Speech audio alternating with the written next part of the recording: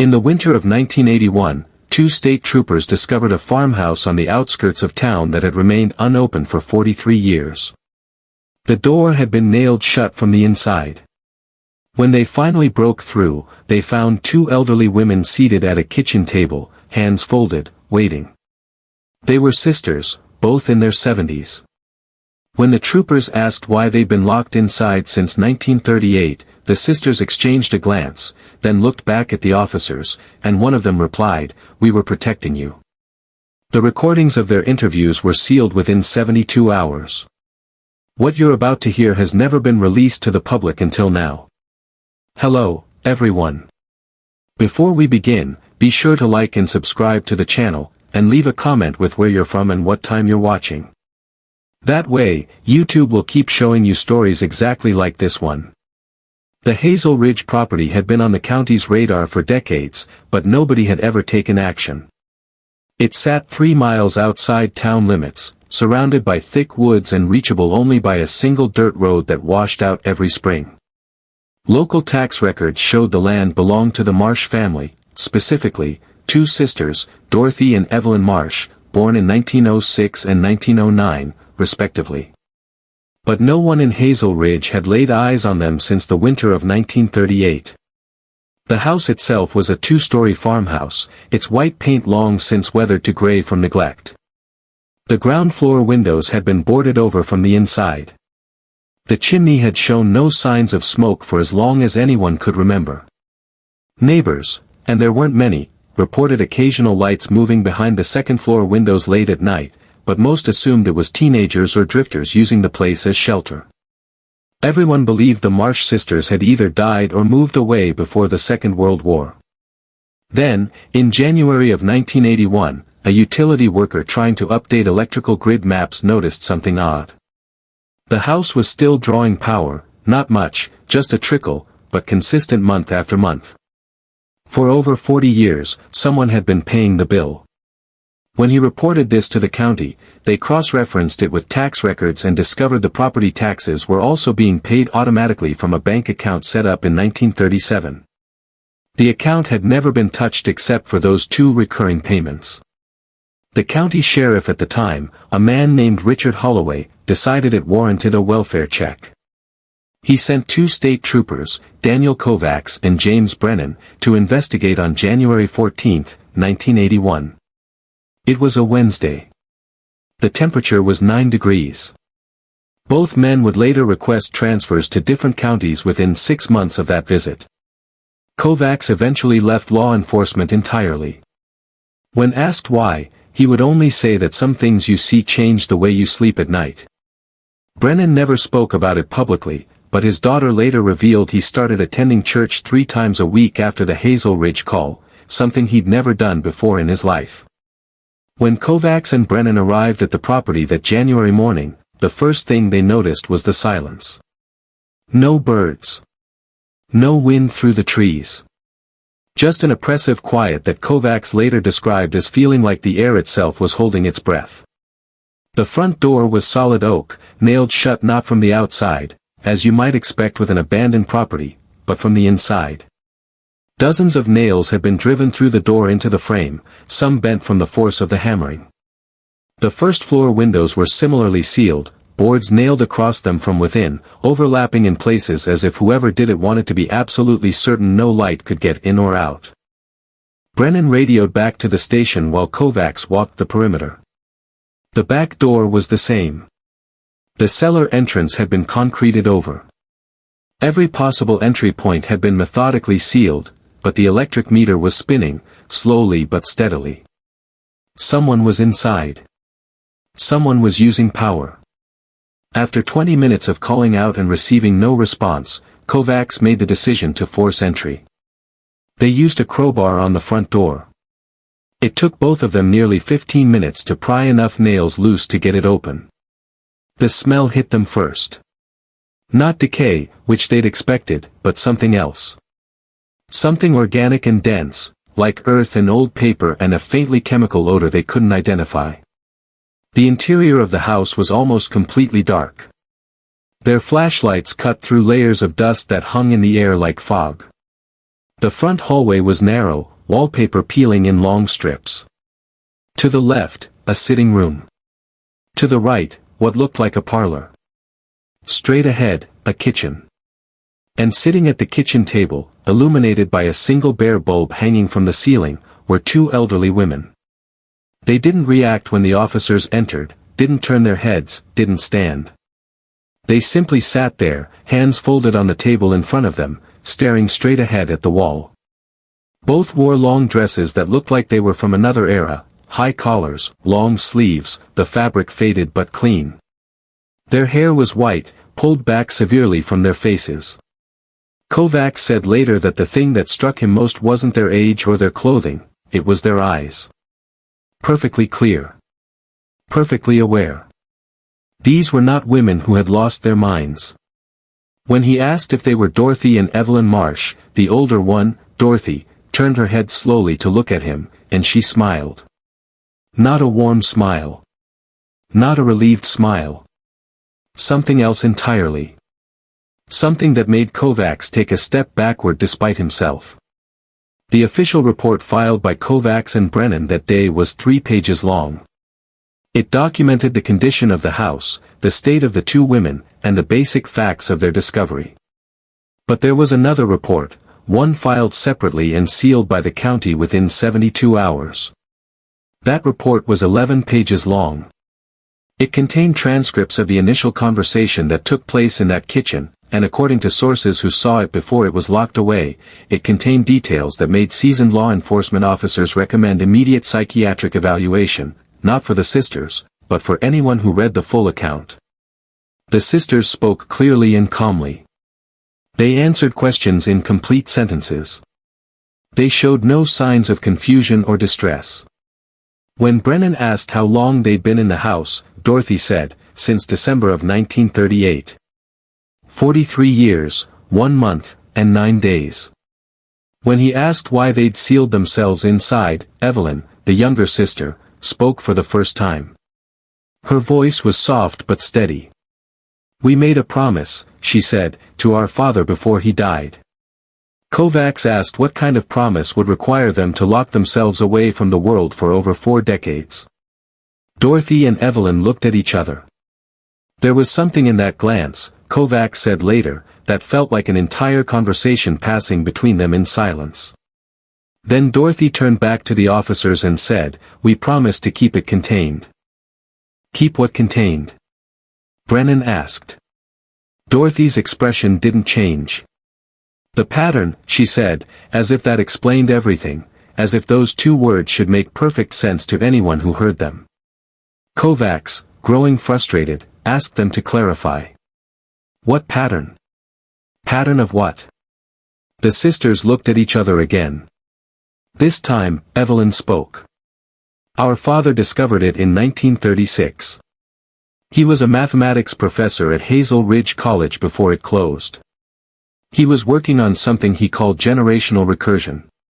He believed that certain behaviors, certain traits, certain outcomes could be traced through family lines in predictable ways. Not genetic. Something else. Something that moved through blood but wasn't biological.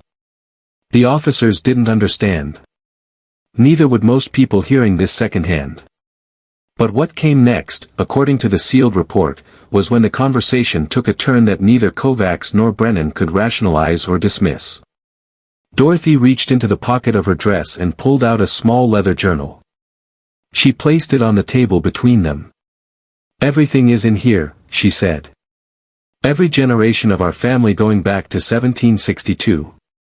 My father documented all of it. The pattern repeats every 3rd generation, and when it does, someone dies. Not from accident or illness. They simply stop. Their hearts stop. Their breathing stops. And it always happens on the same day of the year, December 16th. Always the youngest daughter. Always at the age of 33. Brennan, according to his notes, tried to remain professional. He suggested that what the sisters were describing sounded like a tragic series of coincidences, perhaps exacerbated by family superstition or mental illness passed down through generations. But Dorothy shook her head. "That's what our father thought at first," she said, "until he went back and verified every single death. Birth certificates, death certificates, church records, county records, newspaper obituaries. He spent 3 years documenting it all. 1762, 1795, 1828, 1861, 1894, 1927. Every 33 years. Every December 16th. Every youngest daughter. Dead at 33. No exceptions. No survivors." Kovacs asked the obvious question. If the pattern was real, and if it continued every 33 years, then the next occurrence would have been in 1960. Someone in their family should have died that year. Dorothy's face remained impassive. "My younger cousin, Margaret," she said.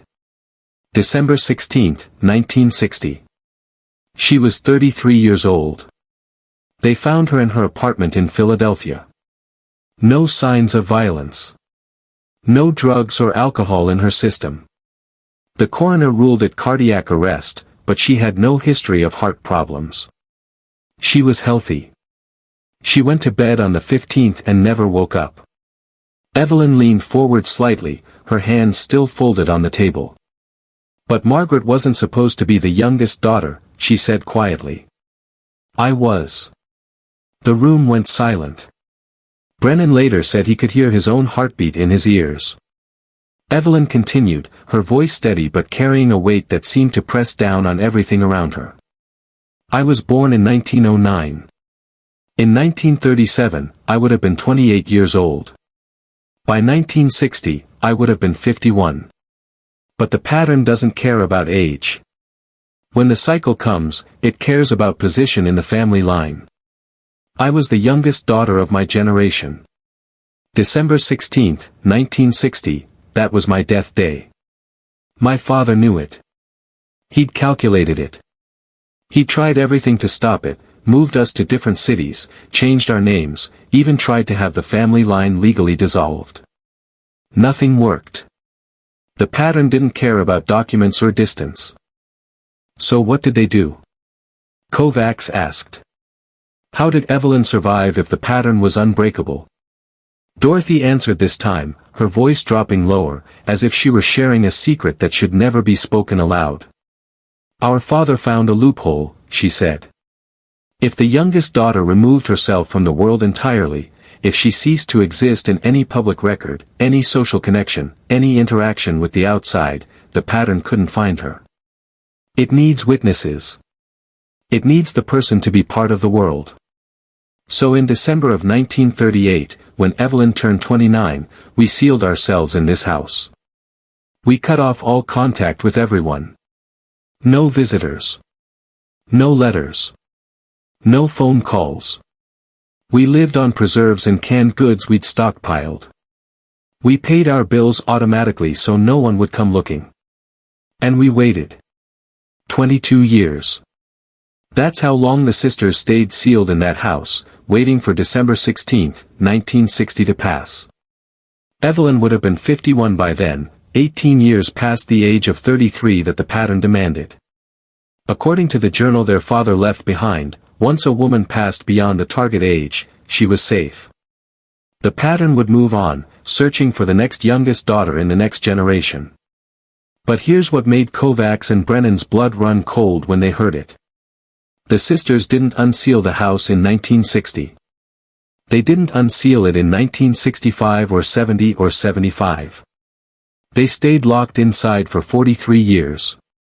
When Brennan asked why they remained after Evelyn was safe, Dorothy looked at him with those clear, aware eyes and said something that appeared in the sealed report but was never explained, because we heard it knocking. The officers asked what she meant. Dorothy's hands tightened slightly on the table, the only sign of emotion she'd shown since they arrived. 3 months after December 16, 1960, she said, we started hearing something at the door. At night. Usually between 2 o'clock and 4 o'clock in the morning. A knocking. Slow and deliberate. 5 knocks. Always 5. with exactly 10 seconds between each one. We never answered. We never looked. But it kept coming back. Every December 16th after that. Every year. 1961, 62. 63, year after year. The knocking would last for 3 hours, then stop. And every year it got louder. Evelyn's voice was barely a whisper now. Last year, it wasn't just at the door. It was at the windows. All of them. At the same time. As if something was circling the house, testing every sealed entrance. Looking for a way in. If you're still watching, you're already braver than most. Tell us in the comments, what would you have done if this was your bloodline?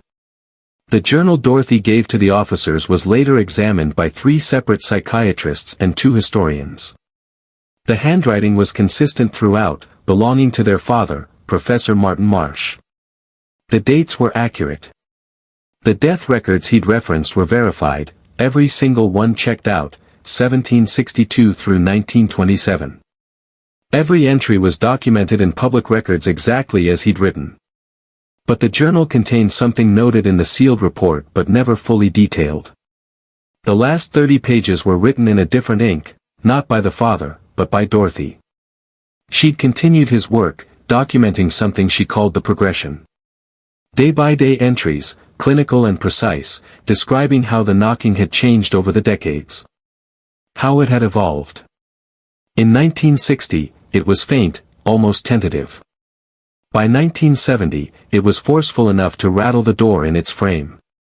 By 1980, she wrote, they could feel the vibrations through the floor. And on December 16, 1980, just 1 month before the officers found them, Dorothy had written only one line, it spoke our names. The officers didn't know what to do with any of this. Their job was to check on 2 elderly women who'd been reported as potentially missing or deceased. What they found instead was something that didn't fit into any category their training had prepared them for. The sisters were physically healthy, remarkably so for their age and circumstances.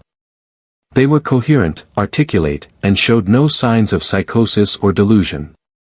The house, despite its sealed state, was relatively clean. The sisters had maintained a routine, sleeping in shifts, one always awake, always listening. They'd lived on canned goods and dried stores, rationing carefully. They'd read by candlelight to save electricity. They'd even kept a small notebook of daily observations, tracking weather patterns they could hear but not see, marking time with mechanical precision. Kovacs and Brennan made the decision to remove the sisters from the property. It wasn't a rescue, exactly. The women didn't want to leave. Dorothy insisted multiple times that leaving was dangerous, that breaking the seal was exactly what it wanted, that they'd held it at bay for over 4 decades, and now the officers were undoing everything. But protocol demanded they be taken for medical and psychiatric evaluation. The ambulance arrived around 3 o'clock in the afternoon. The sisters were escorted out of the house they hadn't left since Franklin Roosevelt was president. Evelyn wept quietly as they crossed the threshold. Dorothy remained silent, her face unreadable. As they placed her in the ambulance, she turned to Kovacs and said something he included in his personal notes but not in the official report, "You've let it out now.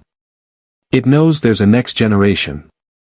It'll find them faster than it found us." The sisters were taken to Hazelridge General Hospital, where they remained under observation for 6 days. Doctors found them malnourished but otherwise healthy. Their mental evaluations were inconclusive. They showed no signs of schizophrenia, no dissociative disorders, no evidence of shared psychosis.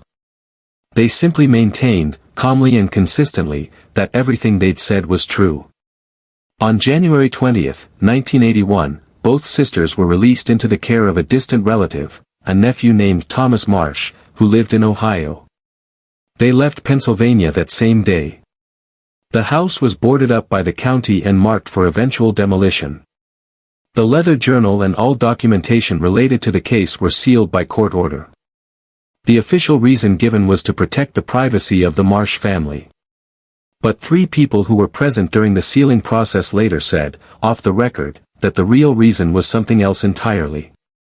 The judge who ordered it sealed had read the full report, all 11 pages. And when he finished, he'd closed the folder, looked at the county prosecutor, and said, "No one else reads this. No one talks about this. We bury it, and we forget we ever saw it." Dorothy Marsh died on March 3, 1982, 14 months after leaving the Hazelridge house. She was 76 years old. The death certificate listed natural causes. Evelyn lived another 9 years, passing away in 1991 at the age of 82. She spent those years in a care facility in Cleveland, quiet and cooperative, never speaking about what had happened in Pennsylvania.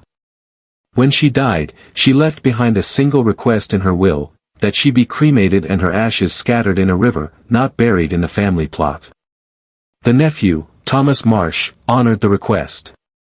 He also inherited what remained of the family documents, including copies of his great-uncle's research that had been stored in a safety deposit box. Thomas read through everything once, then burned it all in his backyard. When asked why by his wife, he told her he didn't want his daughters to ever see it. But here's what Thomas didn't know, what couldn't have been predicted. The pattern, if it was real, operated on a 33-year cycle. 1960 was the last occurrence, which meant the next one would be 1993. Thomas Marsh had 2 daughters, Sarah, born in 1968, and Rebecca, born in 1971. Rebecca was the youngest. On December 16, 1993, Rebecca Marsh was 22 years old, living in an apartment in Pittsburgh, working as a paralegal. She was not 33. She didn't match the pattern.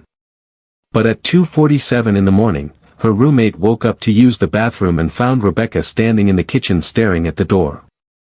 When the roommate asked if she was okay, Rebecca turned around slowly. Her eyes were open but unfocused. She said, in a voice her roommate later described as not quite her own, "Someone's knocking. Can't you hear it?" There was no knocking. The roommate tried to guide Rebecca back to bed, but Rebecca wouldn't move. She just stood there staring at the door, listening to something no one else could hear. Rebecca Marsh died 6 weeks later on January 28, 1994.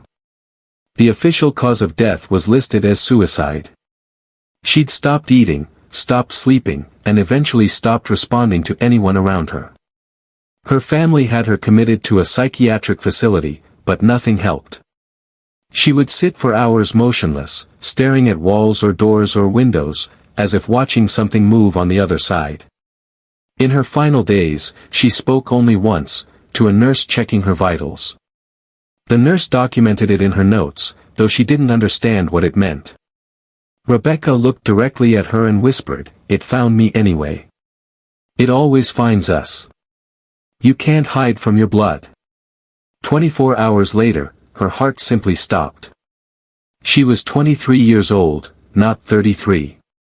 The pattern had changed. The Hazelridge house was demolished in 2003. The land was sold to a development company but remains undeveloped to this day. Local contractors who've been approached about building there have consistently declined, citing issues with permits or soil stability, though county records show no such problems. The sealed documents from 1981 remain sealed. Requests to access them under Freedom of Information laws have been denied 4 times. The official reason is always the same, privacy concerns for surviving family members, but there are no surviving family members. The Marsh line, as far as public records show, ended with Rebecca. Thomas Marsh died in 2008. His other daughter, Sarah, never married and never had children. She lives alone in Oregon now under a different last name. When contacted by researchers interested in her family history, she has declined every single time. She did, however, respond once with a brief email that simply said, "Some stories shouldn't be told. Some things should stay buried. Please don't contact me again." The officers who found the sisters are both gone now. Kovacs died in 2006 and Brennan in 2011. Neither ever spoke publicly about what happened in that house, but Brennan's daughter, in an interview years later, shared something her father told her shortly before he died. He said he'd gone back to the Hazelridge property once alone in 1982, about a year after they'd removed the sisters. The house was still standing then, boarded and empty. He didn't go inside. He just stood in the yard looking at it in the fading light. And as the sun went down, he said he heard it. 5 knocks.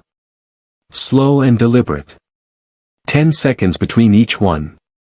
Coming from inside the house that no one had entered in over a year. He got back in his car and never returned. When his daughter asked him if he believed what the sisters had said, if he thought the pattern was real, he looked at her for a long time before answering. Then he said something she's never forgotten: "I don't know if it's real, but I know that something was in that house with them. And I know it's still looking." That's the story of the Hazelridge Sisters, 2 women who locked themselves away from the world for 43 years to escape something that moved through their bloodline like a shadow. Whether you believe in patterns or curses or generational trauma that takes physical form, the facts remain. The deaths happened. The dates align. And somewhere in a sealed government file, there are 11 pages that someone decided the public should never see. Maybe they were right. Maybe some secrets are better left buried. Or maybe, just maybe, the only thing worse than knowing is not knowing what's been passed down through your own blood, waiting for its turn to knock on your door. Thanks for watching.